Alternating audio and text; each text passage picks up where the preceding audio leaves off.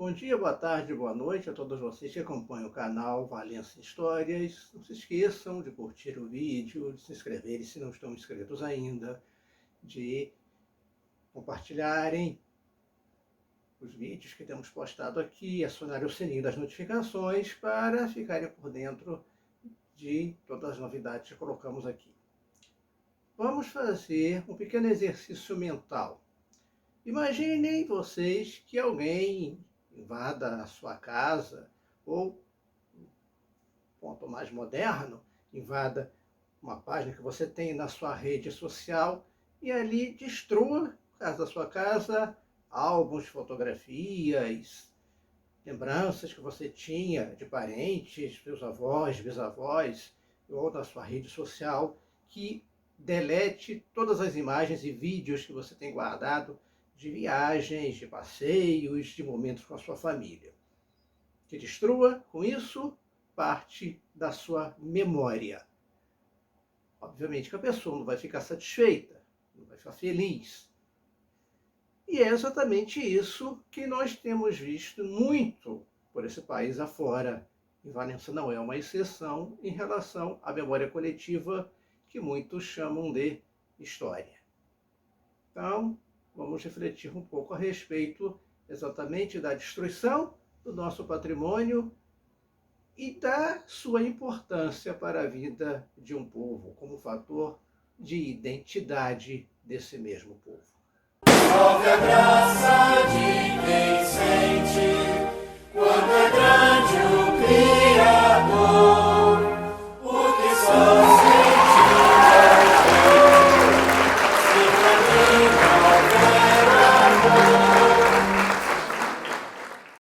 Já tratamos aqui no canal, em outro vídeo, a respeito da questão da história como forma de vida de uma cidade. Da questão de se preservar essa memória coletiva que é a história. Vamos hoje falar, dando continuidade a essa reflexão, também do ponto de vista de formação e manutenção da identidade de um povo. Mas precisamos primeiro entender o que é história. A história é, segundo o pensamento de muitas pessoas, aquela ciência que estuda o passado, é o estudo do passado, ou ela é além disso, ela vai além dessa ideia. Isso é uma maneira muito simplista de se encarar a história. O passado não é algo que possa ser estudado. Você estuda o passado, porque ele já foi, já deixou de ser. Nós estudamos na história no conceito que eu prefiro, por ser um conceito assim muito simples, muito básico, mas ao mesmo tempo bem abrangente. É aquele que diz que a história é a ciência que estuda os atos humanos no tempo. Querendo dizer que a história vai estudar tudo aquilo que o ser humano produziu de forma racional, ou até alguns casos, né, de forma irracional, durante o seu desenvolvimento, a sua existência no planeta. Veja, lá no período que era anteriormente chamado de pré-história, como se acreditava que pudesse existir um período sem história, porque não existia escrita, já superamos essa ideia, afirmando que a escrita não é essencial para a existência da história, muito pelo contrário, a escrita é uma das formas de se registrar a história, não é a única. Temos também outras maneiras, pinturas, de relatos orais e outras coisas que não precisamos entrar em detalhes aqui. Mas a história é tudo aquilo que foi produzido pelo ser humano de forma racional, ou, como disse, de forma até irracional, como diversas sandices que nós vemos na humanidade no decorrer da sua existência, do seu caminhar por esse planeta, e que vai se ligar muito com a questão também da cultura. O que é cultura? A cultura também é exatamente isso, tudo aquilo que o ser humano produz, tudo aquilo que o ser humano concebe, constrói, seja ele de maneira social, econômica, política, religiosa, tudo faz parte da cultura, e a história vai se preocupar no desenvolvimento desse ser humano do planeta enquanto produtor de cultura, enquanto vivendo em sociedade. A história se preocupa, então, não é com o passado. O tempo, a história, ele faz parte dela, sem dúvida, mas ele entra apenas na questão de se compreender o momento em que aquele determinado processo histórico se produziu, para compreendermos o quê? Que tudo fazia parte da cultura de uma época. Notem que história e cultura estão interligadas, interrelacionadas. Não pode separar história de cultura. Nós temos que compreender a cultura de determinado momento para entendermos como a história se processou naquele momento. Não tem outra maneira de se entender a história. Não é um simples decoreba, como se falava, e muita gente infelizmente ainda fala hoje em dia. História é decorar nomes e datas. Não é isso. Não é apenas isso, é muito mais do que isso. Apesar de, infelizmente, muitas pessoas ainda não considerarem assim. Pois bem, no caso da nossa cidade de Valença, que foi uma cidade que floresceu durante o período da produção cafeeira, pelo menos parte dela, assim como toda a província fluminense, atual estado do Rio de Janeiro, nos primeiros momentos do século XIX, a primeira parte do século XIX, depois, ainda no início da segunda metade do século XIX, até que o café se desenvolve no Vale do Paraíba Paulista, isso tudo ficou para trás. Normalmente, quando nós falamos a respeito de patrimônio histórico, não poucas pessoas têm um pensamento assim coerente, correto a respeito. Logo levantam críticas a respeito de tombamento, a respeito de um prédio antigo, que às vezes está ameaçando a coletividade porque está assim, como se diz popularmente, em petição de miséria, porque não foi preservado. Então, logo vem aquela enxurrada de ideias falando que deveriam ser demolidos para se construir alguma coisa, digamos, mais útil para o progresso da cidade. As velharias deveriam deixar de existir, postas abaixo. E não é exagero da nossa parte falar isso, porque eu mesmo já escutei, por exemplo, que ali onde estão as ruínas do incêndio do casarão, da ladeira da catedral, sobrou aquele incêndio, deveria ser posto abaixo para se construir um shopping center.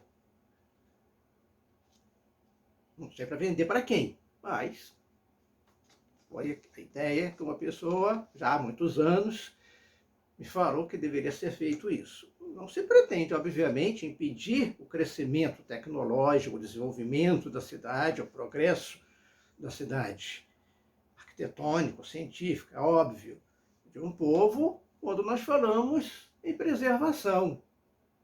Preservação pode ser feita ao mesmo tempo em que há o crescimento e desenvolvimento dessa cidade. Quando se fala isso, normalmente as pessoas lembram da questão ambiental, né? Quando se fala lá o crescimento, o desenvolvimento sustentável. Vamos desenvolver a economia, mas vamos manter também o meio ambiente. No caso, o patrimônio histórico caminha pelo mesmo lado. Não é necessário destruir para se construir alguma coisa em cima. Para se fazer alguma coisa nova, vamos ter que botar abaixo o que o passado nos legou, aquilo que as gerações anteriores nos deixaram, apagando, destruindo a memória coletiva de uma cidade, de um estado, de um país. Ao contrário, pretendemos o crescimento da cidade seja firme, seja alicerçado num passado, tem uma base sólida nesse passado. Nós não podemos conceber uma árvore, uma planta sem as suas raízes. A sociedade é uma árvore que cresceu e que tem as suas raízes, sim, lá nos tempos passados. Apesar de parte dessas raízes já estar, assim, digamos, apodrecida, está, assim, comprometida pelo fato de não serem memórias agradáveis, mas não podem simplesmente ser jogadas no esquecimento, porque não temos como mudar aquilo que já foi. O que nós precisamos, e com urgência, é aprender com o que já foi. Na Roma Antiga, Cícero, o senador, dizia que a história era a mestra da vida. Os historiadores hoje não concordam com essa ideia, porque transformaria a história em alguma coisa do tipo uma fábula. A história não é uma fábula, é uma ciência. Pelo menos, boa parte dos historiadores pretendem que a história seja uma ciência. Mas sim, ela tem condições de orientar a vida das pessoas. E não é esquecendo os erros do passado, já falamos isso em outro vídeo, que nós vamos aprender alguma coisa. Muito pelo contrário, o povo que esquece a sua memória, que esquece os erros de gerações passadas, está condenada a repetir aqueles mesmos erros. Nós vemos muito disso ainda hoje em dia, porque aquele povo largou de mão a sua identidade. O povo possui diferentes e diversas maneiras de marcar sua presença na história. E através dessas formas é que se cria a identidade desse povo. Como que aquele povo se identifica? Como ele se destaca em relação aos demais?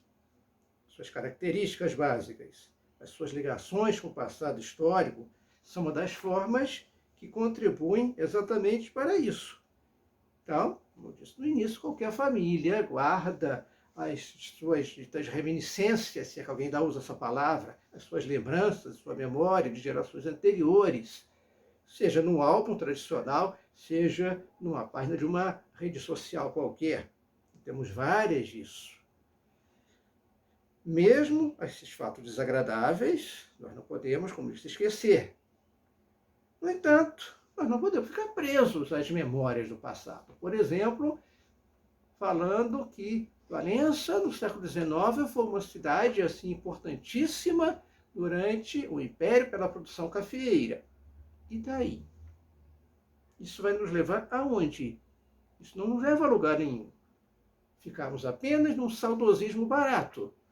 Que fomos isso, fomos aquilo, e somos o que hoje? O que sobrou disso? Muito pouco, por sinal. Parece que aconteceu um período, na segunda metade do século XIX, início do século XX, que caiu no esquecimento. Nós falamos muito dos barões do café, do desenvolvimento do café, da decadência, mas daí em diante até a cidade renascer, digamos assim, já com a indústria têxtil, o que aconteceu? Que estudos foram feitos nessa época? Muito poucos. Mas não se sabe o que houve exatamente ali. E é o que eu venho confessar que eu tenho uma certa dificuldade em identificar qual é a característica básica, ou seja, qual é a identidade do povo fluminense, o povo do estado do Rio de Janeiro. Para quem não sabe, quem nasce no estado do Rio de Janeiro é fluminense. Carioca que nasce na cidade do Rio de Janeiro. Qual é a identidade do povo fluminense? O que marca o povo fluminense, o povo do estado do Rio de Janeiro? Um estado pequeno, diante de outros do país, mas muito desigual. O norte fluminense não é a mesma coisa que a nossa região, que não é a mesma coisa que o litoral, que não é a mesma coisa da região dos lagos, e por aí vai. Então eu não consigo identificar uma identidade única do povo fluminense, como nós, por exemplo, falamos. A Bahia tem o seu tipo característico, o Rio Grande do Sul tem o gaúcho, seu tipo característico, o mineiro, o próximo aqui, de Valença, tem o seu tipo característico. Mas qual é o tipo característico do estado do Rio de Janeiro? Se alguém tem uma noção, se alguém acha alguma coisa a respeito, coloca aqui nos comentários o que pensa a respeito. Qual poderia ser o tipo característico? E, obviamente, não é aquele tipo característico sambista, por exemplo, ou algo do gênero, lá da cidade do Rio de Janeiro. Ela não representa o estado inteiro. Então, nós temos, assim, uma falta completa de identidade do nosso estado. Você consegue identificar, como você consegue identificar facilmente em outros, porque a nossa história ela não está sendo muito bem tratada, porque nós não sabemos de onde viemos, muitos de nós não sabemos, e por isso não sabemos para onde nós estamos indo. Isso é uma das razões de ser da existência desse canal. Ajudar a que vocês pensem, raciocinem, reflitam a respeito desse e de outros pontos da nossa identidade, da nossa cultura, da nossa história. O que nós somos, o que nós fomos, o que nós queremos ser. Isso é fazer história. Nós somos uma cidade que viveu, sim, o apogeu do café. Mas porque só lembramos da decadência e, via de regra, vem daquelas afirmações assim, meio estapafúrdias, de caveiras de burro e coisas enterradas que trouxeram atraso para a cidade. Eu recentemente acabei de ler um livro a respeito da vizinha cidade de Vassouras. A autora, muito bom, por sinal, mas não é historiadora, não. Fez uma obra historiográfica, ela pegou um fato histórico, daí ela deu uma floreada. E de vez em quando ela citava essa questão de maldições de escravos, de caveiras de burro enterradas na praça central da cidade, que obviamente não faz o menor sentido, o menor nexo. Isso tudo é fruto da ação humana, não de algo sobrenatural ou coisa do tipo que produziu isso tudo. Então nós temos sim que identificar essa ação humana nefasta que destruiu parte da nossa memória coletiva. Para reconstruí-la, resgatá-la, eu confesso também que não suporto essa palavra resgate utilizada em história. Nós não resgatamos nada em história. Eu resgato náufrago perdido no oceano. Vários dos meus alunos já me escutaram falar isso em sala de aula. Eu resgato alguém que se perdeu na floresta da Tijuca. Eu não resgato nada na história. Eu compreendo o momento presente pelo estudo da história. Não tem que resgatar o passado, porque o passado morreu, ele já foi. Repetindo, a história não é o estudo do passado. Ela se processa no momento presente, tentando entender o que nós vivemos hoje, as bases lá do passado. Esta quantidade de livros que eu tenho aqui, por exemplo, que vai me fazer lembrar do passado e viver com a cabeça nas nuvens, esquecendo que eu estou com os pés no presente. É preciso que a gente tenha bem isso em mente para entendermos, sim, o que aconteceu com a nossa cidade, com o nosso estado, com o nosso país, e o que nós queremos que aconteça, para que nós façamos, sim, uma história viva, não uma história de mortos. Uma história que foi, mas que acabou e que não tem ligação mais com a nossa vida de hoje, nenhuma. Isso é impossível. Não existe. Nós somos aquilo que lá atrás foi plantado. E nós estamos plantando o que queremos que os nossos filhos e netos, gerações futuras, venham a ser um dia. Será que essa colheita é proveitosa? E mais, será que essa semeadura que nós estamos fazendo será proveitosa para gerações futuras? Ou só nós sabemos reclamar, falar que alguém fez, alguém destruiu, alguém comprometeu o nosso patrimônio, o nosso acervo, e o que nós fizemos para preservar isso, o que nós fazemos para manter isso. Fica aqui uma dica para a nossa reflexão. Como eu disse num vídeo anterior, a cidade é um organismo vivo. Seus habitantes são os elementos que trazem vida a esse organismo. Mas, às vezes, seus habitantes não estão tão vivos assim, porque não contribuem para a vida dessa cidade. Vamos pensar nisso e ver o que nós podemos fazer daqui por diante para preservar, sim, alguma coisa ainda que sobrou do nosso acervo, do nosso patrimônio histórico. Para relembrar o passado? Não. Para aprendermos e para não repetirmos muitos dos erros que foram feitos lá atrás e, ao mesmo tempo, para que possamos plantar algo para as futuras gerações que estão aí. Todos os recursos tecnológicos, mas que não têm noção nenhuma de onde isso veio.